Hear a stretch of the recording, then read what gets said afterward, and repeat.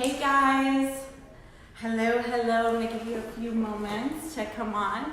I'm sitting with the very intelligent, super masterful Dr. Demartini. So great to be with you. Thank you for the interview. Yeah, so before we get started, we're gonna have a light talk. If you don't know who Dr. Demartini is, a lot of people know you because you were featured in The Secret. I know you were doing great things even before that. And you probably have some opinions about that movie. Hi, Kelly. Dr. Demartini here. Hi, Lady Karen Hayes. Woo, hello. So whether you're watching the replay or you pop on live now, please put your questions and I'll pass them on to Dr. D. He's here in Dallas today, and we're going to get to pick his brain with, I just can't wait. But one thing I want to know is, I think I remember you saying you read the dictionary so many times through every... When I was 18 years old, I ended up having a challenge in school. Okay. And I had failed my first test in college after taking a GED, and I had learning problems. And to overcome that, with the help of my mom, I went to a dictionary and I started memorizing the beginning of the dictionary to the end of the dictionary, 30 words a day. Oh my gosh. And my mom would test me on my ability to spell, pronounce, and use them meaningfully in a sentence. And my vocabulary was able to grow because of that.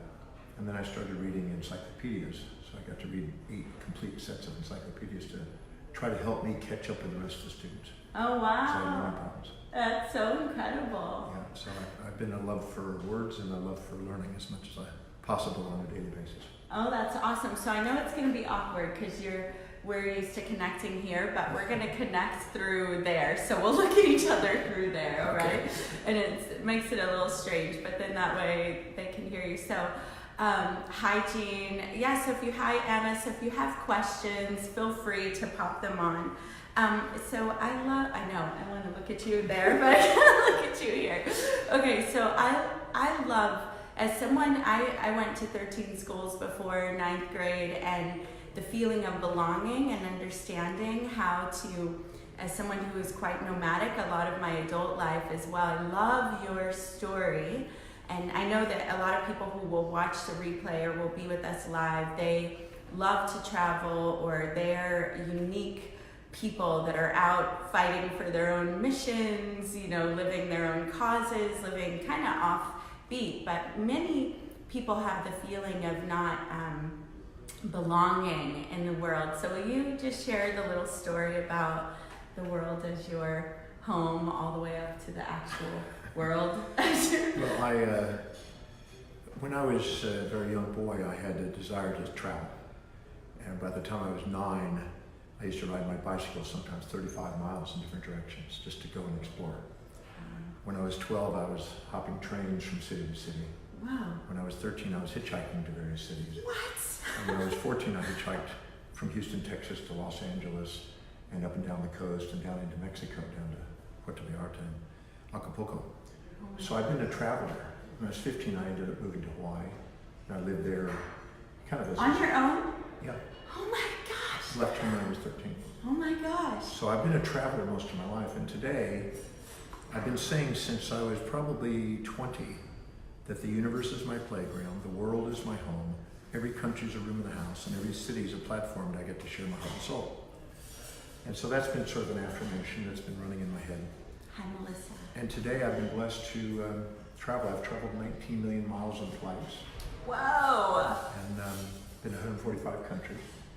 And I live on a ship called the World, which circumnavigates the world constantly. And I'm off and on as I travel and speak. And so I'm sort of a global kind of thinker and global liver. So I feel at home really anywhere in every country. So people say, where do you live? And I say, I look at where I was the most that year and I call that the home. Oh, I love that. I love the change of perspective. And that ship called the World, it's been on the Travel Channel or something, hasn't it? Yeah, they've done many documentaries on it and shows or pieces on it. Melissa says, oh my God, I love him. She loves you. See the heart faces. Yeah, and she says, he wrote my favorite quote, when the voice inside is louder than the voices outside, you have mastered your life, or something like that. Yes, that was from The Secret, I think. Yeah. I'm a firm believer that if you don't fill your day with high priority actions that are deeply meaningful and that inspire you from within, your day will fill up with low priority distractions from without. And if you don't pursue challenges that inspire you, you will attract challenges that don't. So it's up to us, because nobody has an outside person dedicated to the fulfillment of your life. We have the responsibility or accountability to decide, fairly and reasonably, based on what we value most, what it is we want to fill our day with and how we want to make our life. We're the captains of our ship, masters of our fate, and we have our hierarchy of values determines our destiny. So give yourself permission to do something extraordinary based on what's most meaningful to you. And watch what happens to your life. Hi, Hoda's in Egypt. We've got people in from, you've got people all over the world watching, which I know you travel and speak all over the world. And so thank you for sharing your wisdom, John. She says, so it's basically what you're saying right there is that we're all going to have challenges, but that if you don't choose challenges that inspire you, that your world will fill up with challenges that take over your life and suck your energy, right? It's the same way with economics. If you don't take a portion of whatever you earn and then apply it and invest it in assets that appreciate in value, which is a reflection of your own appreciation of yourself, you'll have unexpected bills entropically destroy your potential to gain mastery over finances. So if you don't fill your coffers, you may say, with things that are meaningful to you, assets that put money in your pocket passively, you will always have to work for money as a slave instead of its master. Yeah, you talked about, and hello from Jordan. Hello Ibrahim, he's watching from Jordan, says hello to you and to me. I loved what you were saying last night about that you spent a certain number of years earning money really well, and you prioritized beautiful things, and you always had the things that you wanted at the end of the year, but it wasn't until you started valuing actual wealth building and buying assets that that you started creating wealth and therefore your freedom. Well, I realize that money circulates through the economy from those who value it least to those who value it most. And those that have the least order and organization around wealth building are compared to those that have great order and organization. So if you really value something, like an individual, I said last night that people will circulate through the society from those who value them least to those who value them most. And so just like people, money goes and flows where it's appreciated. And if you invest wisely, you don't have to spend your life struggling with money. You can have it work for you. And you can work because you love to, not because you have to. I love that. And I think that is so powerful, thinking about people, the people in our lives. If we don't, we've got to appreciate them, celebrate them, or they'll end up going to the places where they are appreciated and celebrated. This is how the affairs with the secretary or things like this happen, right? Anything you're not willing to do with your mate, you'll probably end up having to delegate. Oh my gosh, ouch. I love that. And also, if you're somewhere where you're just being tolerated and not appreciated, you'll start to naturally feel drawn to places where you're celebrated. And if you're not, hey, go find them, please. Well, right. You want to prioritize. It's wise to prioritize. And it's wise to prioritize what you're doing on a daily basis, because if you're doing high priority actions, you grow in self-worth. If you do low priority distractions and things that other people expect, but not necessarily things that are deeply meaningful, you'll lower your self-worth. The same thing with the people. If you don't prioritize the people you associate with, you probably won't grow and build momentum and expand your sphere of awareness and influences effectively. And if you don't prioritize everything that you read and learn, and any area of your life, you can be used as a prioritization process. And it's up to you. It's not somebody else's priorities, it's yours. Because if nobody's going to get up and dedicate their life to what's in priority to you, they're going to project their values onto you and show love according to their values onto you. And if you don't show love in your own values, you'll be, in a sense, subordinating to the world on the outside and living in the shadows of people instead of standing on the shoulders of giants. Whoa, I love it. I thought of that phrase this morning, standing on the shoulders of giants. Amy, I do have other questions for you, but Amy wanted me to ask you who your favorite authors are aside from yourself. She said, of course, you're a great author, but who are some of your favorite authors? You know, I've been blessed to devour a lot of books, and I've read over 30,220-something books now. Wow. And so I'm constantly reading. But I can say that there's a very great book that I think every human being can benefit by. And it's a book composed by Mortimer Adler. And it's called Centopicon Volumes 1 and 2. And it is the greatest ideas by the greatest thinkers over the last 2,700 years, dealing with the greatest, most important topics. That's why it's called Centopicon. It's a synthesis of the topics of the greatest ideas from the greatest minds over the last 2,700 years, starting from the Greek philosopher and pre-Socratic philosopher Thales, all the way to today, all the way into the 19th and 20th century. And I really believe that that is a great tome. It's 2 big volumes, it's about 800 pages each, but it is filled with wisdom. There's nothing in there that's not worthy of devouring. And I think that I tell most of my students to certainly start with those 2 books. They're a good piece. Of course, there's great books like Ralph Waldo Emerson's Selected Writings by him, and others great teachings. But I'm more interested in reading something that has stood the test of time than immediate fads or temporary whims that come along. So I'm constantly feeding my mind with the greatest ideas by the greatest minds through time that I can get my hold of. Oh, I love it. I love it. So do you mind telling that story in the prison and about how nothing's missing? I think a lot of us suffer with mama drama, papa drama, baby drama, lost my job drama, and you have such a great process and a great story. I'd love for you to share that. Well, the story emerges from being in South Africa. I was asked to speak at the Krugersdorp prison there, which is a massive prison. And I spoke first to all the people that worked at the prison, about 400 people, and the warden. And then I went 3 stories underground, literally down under the bowels of the earth, as they say. And I was in a holding room, and we had Al Jazeera television crew with us, and my publicist, and my director. And we went into this holding room, and then finally we went into the main room where there's 1,000 orange uniformed maximum security prisoners. They were there for 25 years to life. They're probably the toughest of the toughest. Wow. And I walked in, and they led me, 6 guards led me into the center of the room.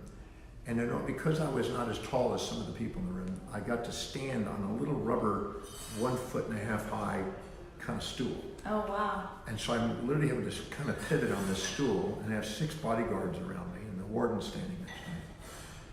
And the first thing I did is I asked the inmates, I said, if no matter what you've been through, no matter what you've gone through, no matter what you're experiencing or what you are experiencing, how many of you would love to do something amazing and make a great difference in the world? And instantaneously, everyone in the room put their hand up. In prison, you asked them, how would you love to do something great in the world? Yeah. No matter where. Oh, wow. And it was everybody in there had an innate yearning to want to go and do something magnificent. They may have had challenges in their perceptions or actions along the way, but deep inside, the core, the essence of their soul, were called to do something that made a difference. It was interesting to watch this unanimous response. And then I started to dialogue and interact. And finally this one gentleman who was a little bit cocky challenged me, and he said, well, that's easy for you to say, you know, you don't have what I had and you had an easy life and this and that, even though I lived on the streets too. He didn't know though, did he? And he said, I didn't have no mama, I didn't have no papa, I didn't have no this, I didn't have, and he was running his racket, his story. And he wanted to be victim of history instead of master of destiny. And I just came off the stool spontaneously, not thinking of the rules that I'm supposed to follow by walking to the guard. Yeah, because you're not supposed to be walking around Yeah. with these huge men that are all taller than you. Yeah, I just Maximum walked in towards this man, and I didn't have any thought about what might happen. I just wanted to help the guy. And as I walked up to him, and I said, listen, at the level of the essence of your soul, there's nothing missing. At the level of the existence of your senses, things appear to be missing. And you may appear to have a lost father or lost mother, but other people emerge in one or many forms, in male or female forms. Somebody else plays that role. And wisdom is looking deeper and broader and discovering the form that it's in, and not thinking that you're a victim of this history, but you're actually a master of transforming your perceptions and decisions and seeing things and actions. And as I was communicating with him and saying that nothing was missing, you could see him trying with his eyes to see who it was in his life, gang leaders, best friends, fathers, these kind of things. And then all of a sudden, way off in the distance, maybe about 90 feet away, a gentleman who was in his 60s started crying. He just started bawling. And when I turned, everybody looked at him, and he was a very highly respected inmate. He'd been there for 26 years, was there for life. And because he was bawling, everybody just calmed and just like, here's one of the great inmates crying. Wow. And so I just spontaneously started to go towards him. Wow. And the guards, and we all walked towards this gentleman. And as I did, the warden came beside me. And he says, I know who my mama is. I know who my mama is. He says, and he turned and he pointed to the warden, who was a woman. He says, you're my mama.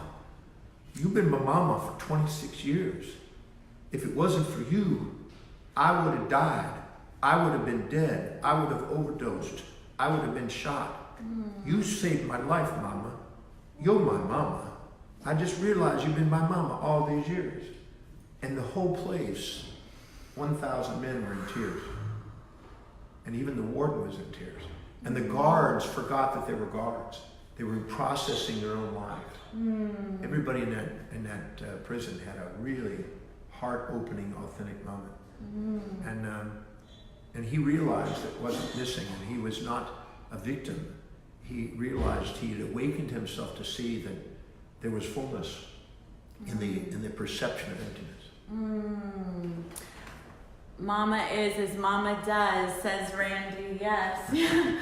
Yeah, I think that's so huge because, I went through your breakthrough experience many years ago. That was pre-inviting you to be on The Secret.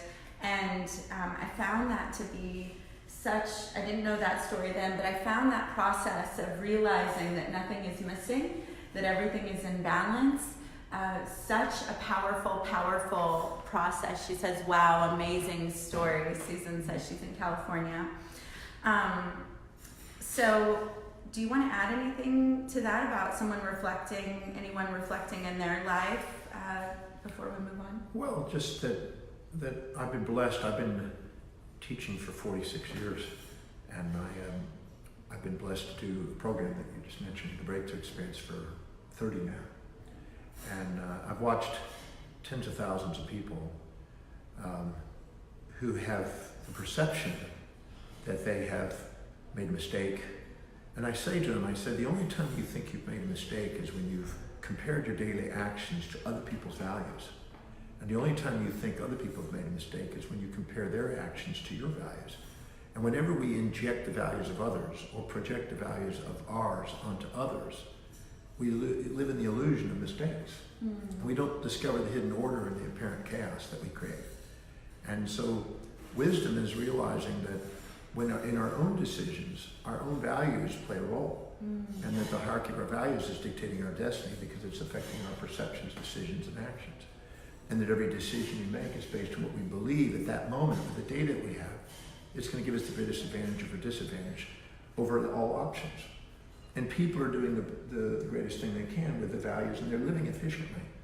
In the Breakthrough Experience, I help people ask a new set of questions and discover the hidden order in their lives.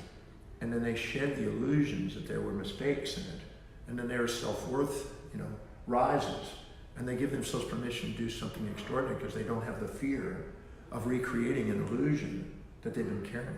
That's so powerful. And not carrying, not projecting onto others or injecting from others, but actually giving yourself permission to communicate what is meaningful to you in terms of what's meaningful to others. This is the mastery of life. This opens the door to relationships and social leadership and business leadership, sales. I mean, every aspect of life is impacted. Because people want to be loved for who they are, not for who they are supposed to be, or what you think they're supposed to be. And you want to be loved for who you are, not what everybody thinks you're supposed to be. And most people aren't loving themselves for who they are. Because they keep subordinating. See, we have dysmorphia. We have this perception that we're too humble to admit what we see in other great people is inside us. But we can't see greatness in others unless we have it inside us.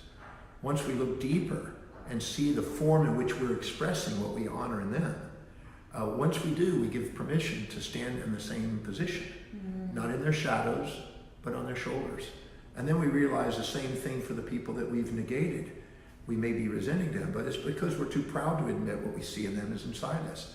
But once we own it on both sides of ourselves, the hero and the villain, the saint and the sinner, we don't need to get rid of any part of ourselves to love ourselves. And we give ourselves permission to be whole. And I think that's what we all want innately. But we don't give ourselves permission because we've indoctrinated ourselves by social customs and mothers and fathers and preachers and teachers and traditions and things that may not be so, but have been passed down as if they're so. And the best way, the most powerful way to disempower a society is to promote an idealism that nobody can live by. Yeah. And this is very common. And so we have to go past the parroting and actually think and be integral with our own awareness about what's going on in our life and be accountable for seeing the balance of life. If we do, we have balanced physiology, balanced psychology, and we have accountability, and we can balance our checkbook, if you will. That's so incredible. What, now I think we're on it, so what is spirit to you? Or, yeah. Well, I think that whatever inspires an individual, see, if we're infatuated with somebody, we look up to them. If we resent somebody, we look down on them. If we look up to them, we minimize ourselves. If we look down on them, we exaggerate ourselves. So anytime we judge somebody above or below on pedestals or pits, we're not being ourselves. And when we do, the judgment makes our mind close off our heart. But the second we have reflective awareness and we have equanimity within us and equity between ourselves and others, the heart opens and we access the true nature, the authentic self. And we get inspired and tears of gratitude come out of our eyes for seeing the awe, the magnificent hidden order in our daily experience. In that moment, we have this spiritual experience. It transcends the immanent mind, as Immanuel Kant would say, that judges, that's caught in the analytical, the breaking down of things. And so that the moment we transcend that, we see things as they are, not as we thought they were, we get inspired. And everybody has a different view of what that is because they have a unique set of values. Some people's spiritual path will be raising a beautiful family. Some will be building a great business. Some will be social causes. Some will be doing yoga and hatha yoga or mystical. There's no right or wrong to what that is because there's a complete spectrum of values for people. It's all spiritual. As Guru Nanak beautifully said, where's God now? Yes. Well, I love that. There's nothing not spiritual as far as I'm concerned. If we don't see it spiritually, we somehow limited our mind and judged it with a very acute, narrowed mind and didn't see the whole picture. And when we judge something like that, we don't see the whole. And we miss out on the magnificent, inspirational state that's available to us at all times. We're not being forsaken, we forsake. We forsake by judging it. So spirituality is, I would say, where is spirit not? It's all spirit. Yeah, I love that. I agree with that. So one of the things that impacted me so much that you've already talked about in the breakthrough experience was the realization that anytime I'm putting someone above myself, I spend a lot of years promoting other people and other people's work, and I will continue to do that because I love great teachers and speakers. But often I had myself in the pit, so owning my own voice or power, truth, or work was a challenge because I was always like, oh, this amazing person, made me really good at my job as a promoter and creating strategic alliances. The key is to not put people on pedestals or pits, but put them in your heart. That's right. And be colleague along the journey. Because if you help other people get what they want, you'll get what you want. And it's not an altruism, it's not a narcissism, it's a transcendism. Yeah. When you realize that it's neither one of those are the answer. Altruism eventually makes you say, you know, what's in it for me? And narcissism eventually says, what's in it for them? It teaches you the other side. So neither one of those are sustainable. Mm-hmm. The only thing that's sustainable is a perfect equanimity. Yeah. So we learn that through our tribulations and trials and errors, or we can learn that through foresight. It's wiser to learn through foresight than it is to have to go through hindsight, that's all. Yeah, so it's powerful taking people, you know, there were also people that I thought I was better than and used to prop myself up. So that whole idea of keeping people in your heart, not above you, not below you. And I remember you sharing a powerful story to speak to financial possibility of a financial planner who wanted to work with really wealthy people. And so you had her go through these different magazines and kind of identify. Yeah. I call it owning the traits of the greats. In the breakthrough experience, one of the exercises that I do is, there's a method that I developed called the Demartini method. And it's a science that, if applied, guarantees a result. But what it does is it helps you identify the things you admire and despise, that you look up to or down to, the things that you see as a hero trait or a villain trait, or the saint or the sinner, or the virtue and the vice, and own it. Because you got to own both sides. See, if I went to you and I said, you're always kind, you're never cruel, you're always nice, you're never mean, you're always positive, you're never negative, always giving, never taking, your bullshit meter would go off and go, not always. And if I said, you're always mean, never kind, you know, nice, you're always cruel, you're never kind, you're always taking, never giving, always negative, never positive, again, your bullshit meter would go off and go, no, that's not true. But if I said, sometimes you're kind, sometimes you're cruel, sometimes you're positive, sometimes you're negative, sometimes you're this, sometimes you're that, you'd immediately go, yep, that's true. So we only have certainty and acknowledgement when we embrace both sides. And we don't need to get rid of one side to be loved. And so I do is I help people take the most empowered people, the most extreme heroes or villains, and own the traits. I went through a dictionary one time, a big Oxford dictionary, biggest one I could find. Very thin paper, lots of pages. And I went and I circled every behavioral trait that I could identify in human behavior. So kind, cruel, nice, mean, considered, inconsidered, honest, dishonest. And I went through every one and circled it. Then I thought of the person who's the most extreme example that I've met personally that reflected that trait very beautifully, positive or negatively. And I put their name out there. Then I went inside myself and looked carefully of where and when I've displayed or demonstrated that specific trait, action, or inaction that they demonstrated or displayed until I could own it 100% quantitatively and qualitatively. And once I realized that nothing was missing in me. Sometimes I'm kind, sometimes I'm cruel, sometimes I'm honest, sometimes I'm this. I had them all. And then I realized the traits that I thought were positive, I looked at the downsides, and the traits I thought were negative, I looked at the upsides, and I realized that they're all human behavioral traits that we need in different settings, and there's nothing to get rid of. And so many people are they're shocked by that because they think, no, I need to get rid of half of myself, and I need to be this one-sided person. No. In fact, it'll be futile. As the Buddha wisely says, the desire for that which is unobtainable and the desire to avoid that which is unavoidable is the source of human suffering. If you strive to get a one-sided magnet, you'll be striving for eternity, and you'll end up having futility. So I say learn to love all parts of yourself. You won't be able to love yourself unless you embrace all parts. And you won't be able to love the world unless you embrace all parts.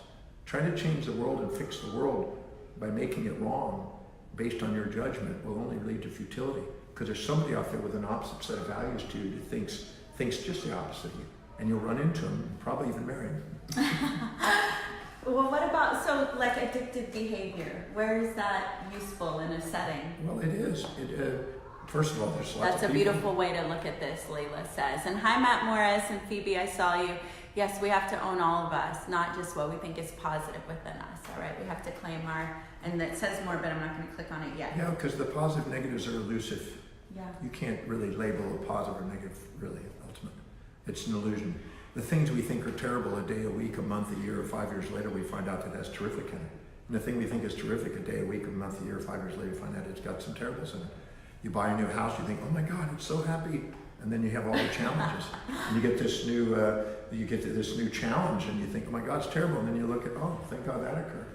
They're elusive. The emotions are subjective biases that we project onto events that are actually neutral until we are awakened. So I don't find it productive to strive for that which is unobtainable and try to avoid that which is unavoidable. I'd rather embrace all parts of myself. I would too, but addictive behavior. I want to hear your answer. Well, addictive behavior is a strategy. Okay. When you have an event in your life that you haven't seen the blessings to, you go into your amygdala instead of your executive center, and you look for immediate gratification to compensate. And consumerism and immediate gratification and impulsive and compulsive behaviors, the desire center of the amygdala, is the addictive center. And it's basically a compensation for unfulfilled highest values. If you take the person and start to prioritize their life and show them that they can empower themselves according to their priorities, and take the so-called wounds that they've perceived, that they thought were interfering with them, and it cracks, they were designed in their life to crack their fantasies. I said that last night, that all the setbacks are feedbacks. All the things you think are terrible are actually trying to get you to break your addictions to fantasies of their opposite, because pairs of opposites are born together. And the second you embrace both sides and you pursue something that's truly meaningful, that's not fantasy, you re-empower yourself, you get in your executive center, which automatically has self-governance and overrules some of the impulses of the desire center of the amygdala. So we have the ability to prioritize our life. But in the meantime, until we can fill our day with things that are important, we will sometimes escape looking for a quick fix to compensate for the unfulfillment that we're having. And consumerism is like an addiction too. We can consume other people's brands instead of build our own brand. But people who are addicted, and when they start to build a brand and they see things on the way, not in the way, they calm down their addiction without ever labeling it as a mistake or making it wrong. It's just a strategy until they come up with a greater strategy. I like helping people see the new strategy. Powerful. Awesome. So if people want to, I know you're going to be here in Dallas offering the breakthrough experience. A lot of people watching and that will watch the replay are in other parts of the world. So I'd love for you to just mention how do they get more from you, Well, and also if they're local. If they can survive this discussion that I've made, if that's of meaning to them, they can go on drdemartini.com and they can browse the website and find themselves to the events, and they can look around the world. The website is filled with all kinds of media interviews. There's thousands of them, and there's also live events that I do all over the world. I'll be here in Dallas this week. I'll be in Miami next week. I'll be in Tokyo the following week, and I think I don't even know where I'm in. I think I'll be in Los Angeles coming up, and London and Ireland, and I constantly move around the world. So I know, that's so profound to me, that conversation about the world is my home and how every hotel room is just like a different place in your house, and that change of perception with this ability. I know there are lots of kids, lots of people that were military children or just, for whatever reason, always wanted to travel. So I love them. I love that. Well, I tend to think that it's all perspective. It's never what happens to it, it's our perception. I can see the entire house. My house is Earth. And so instead of walking to room, I fly. Instead of talking to somebody, I Skype. I love it. It's all perception. I love it. And so I have a long distance dynamic. My children are sometimes in different countries, and we rendezvous. And my daughter's here. She was here last night. My husband will meet me in Miami next week. And my girlfriend is in Cape Town, South Africa right now. We'll rendezvous either in Brazil or somewhere in London or maybe France or someplace. And we just have a global lifestyle. And so I do a lot. I don't drive. I haven't driven in 29 years. Or cooked, I right? haven't cooked since I was 24. I love that. Love hearing that. It's been 40 years since I've cooked. And I have no desire to cook. I'd rather hire people who are inspired to do the job. I learned something many years ago, that if I don't fill my day with high priority actions, it fills up with low priority distractions. So I love researching, writing, traveling, and teaching. So that's all I do. Everything else has been delegated to specialists who love doing those things. So that way I'm being surrounded by people who do what they love, and there's an energy in that I like. And I go around the world to where I would love to go. I love it. And what about value? You talked about last night that your wealth was in you love to study, your knowledge and all that. And then you said once you started creating or allowing yourself to value that, then you were able to create that financially. So I work with a lot of healers, people that are bringing their brands online in the world, as well as women, and that is the core thing, charging. They feel so guilty about charging. I remember you doing by donation lectures at one point, right? So I started out, I was doing little tutoring, and I was making minimal amount of money, and then I started to I was a suit salesman for pennies, believe it or not. JCPenney's? JCPenney's at one time. You get 2 for 1 by turning it inside out in those days. Oh my God. And but I made very good money doing that, and made more money than the manager. And so he changed the financial incentives. As a result of it, I realized that I wasn't going to be able to pay for school that way. So I went ahead and just started doing classes. And I started out doing love donations.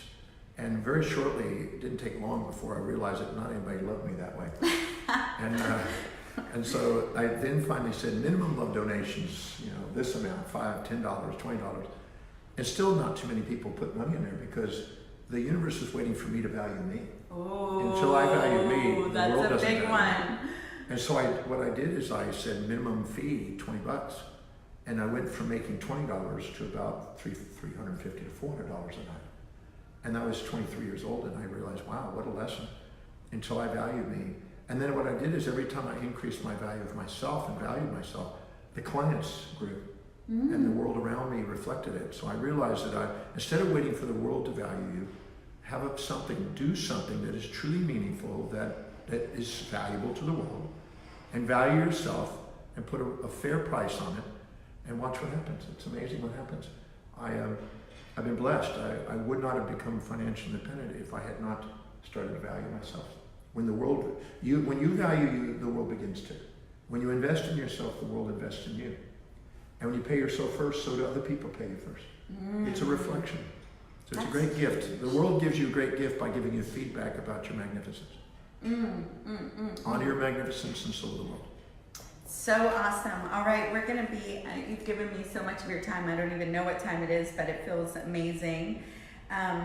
We already talked about choosing challenges that inspire you, healing, valuing your wealth. We talked about everything that I had. If you have any questions before we go, you've got to type them fast. And there's a little delay here. And on the side, I do want to know, so I invited 3 people into the movie The Secret, and there have been mixed reviews about that, about being a part of it. And The Secret did a great job of opening the conversation of self-development, but it left a lot for people, they knew, well, I can't just sit here and wish all day long, we got to take more action. So I'd love to know any of your feedback about that experience. Rhonda contacted me and said that she'd like to have me participate in that, and what she described seemed pretty inspiring. And we were up in Aspen. There were a bunch of us up in Aspen with the Transformational Leadership Council. Jack Canfield had helped organize that, and a few others. And so they filmed. They filmed for, I think, 3.5 hours on many of the people. I think they filmed like 33 people in 3 days. They worked day and night. And then I got to film again in Melbourne, Australia a bit. And, so even though they filmed like 7 hours of work, I think I was in there for about a minute. Some of the things that I said weren't really resonant with everything and everyone. And originally it was a 2-hour primetime television special. And it got changed into the Vitas DVD release because the Commonwealth Games bought out the time that they were going to release it in Australia. And when I first saw the video, I was a little bit taken because it didn't match exactly what I envisioned from what she had said. But she realized when she actually went to the DVD, she had to lighten it up a bit, make it more mass appeal, and put more of the people in it, because originally there was only 6 people. And so when they did it, it changed it. And my first reaction is, well, it's left out a lot of things that I would love to have said. And then I realized that but it actually met the needs of the market at the time. And millions of people valued that all over the world. So I'm very grateful that Rhonda had a pulse on the mass needs. And even though we weren't able to give out some of the most profound principles in there, we at least opened the doorway. And many of the speakers and participants in the movie, I think, afterwards, in follow-up, in speaking engagements, were able to give the secret behind the secret left out of the secret. Yeah. And there was more action-oriented and more prioritization-oriented in most people's contribution. But I'm grateful for the secret because I think it helped me reach people I would not have reached. I was already busy speaking about 280 times a year, but that moved it over the 300 mark. And so I'm grateful for the secret. Rhonda did a contribution, and but I think it opened up the doorways for us to keep adding and keeping the conversation going with details that it's not easy to edit into an hour and a half. No. It's not easy. Yeah. I mean, a massive amount. I mean, 7 hours of mine, and let alone 33 other people. I can't even imagine how much editing had to be involved. So to be able to get that down into something that was inspiring and get to capture some of the essence of it, great. I'm grateful for that opportunity, but I'm grateful also for the clarification that I was able to do in live presentations around the world. Yeah, that's so powerful. So I remember Roy Smooth calling and saying, hey, there's this woman doing this movie. She's looking for amazing, but they have to be very successful people. Who do you know? And they were calling me because I knew Dennis Waitley. And then I was like, yeah, and Dr. D and Lisa Nichols, and we called you. You guys were on, and then they called you, I guess. But some people have been like, yeah, mixed reviews. I think overall most people feel like they got to really break it down on the stage, like well, you said. But yeah, like I said, there was, I'll just do this. I mentioned this last night. Yeah. When I was in elementary school, we were told that atoms were little balls that you put stick pictures, and you take red and blue balls and red balls and things, and you make these little stick pictures. And you think an atom is a ball. Then you go to high school, or college, pardon me, and you find out that it's got protons, electrons, and neutrons, and it looks like a little solar system, the Bohr model. And then you go on to professor and go into college, and you find out it's probability distributions in complex mathematical equations. And it's a little different, it's more abstract, more mathematical. And then you go further and get your PhD and go into the professor, and you find out that these theories have little bits and pieces that aren't quite absolute yet. yeah. And so we had to teach the illusions until we're ready for truth. And I think that the secret had to teach some of the illusions until people were ready for the truth. And I think the accountabilities that emerged over time in the pursuit of their dreams taught them to start with the basics and build from the basics and continue to go. Start with what you know and let what you know grow. This is the mastery of life. Awesome. Dr. D, thank you so much for your time and your inspiration and your wealth of knowledge. It's been absolutely phenomenal. If you're here in Dallas, Dr. D is here in Dallas this weekend delivering the Breakthrough Experience. I can tell you it was incredibly meaningful to my journey 10 years ago, 2004, something like that. I guess that's more than 10 years. Dang it, how time goes. I'm going to just scroll. Amy, Dr. D did answer your question earlier. I don't see any questions here. I just see wonderful sharing. So we're going to sign off. Is there anything else you'd like to close with? Whoever's listening, thank you for listening. Just know that no matter what you've done or not done, you're worthy of love. And that you are worthy of doing what it is that inspires you. So give yourself permission to do something extraordinary on planet Earth, because the true you is extraordinary. And prioritize your life. If you fill your day with high priority actions every day, you'll build momentum, and your confidence and self-worth will continue to grow, and your achievements will be extraordinary. So the real you is extraordinary, so give yourself permission to be you. Yay! Amy says, thank you, Dr. John. All right, thank you guys. Bye.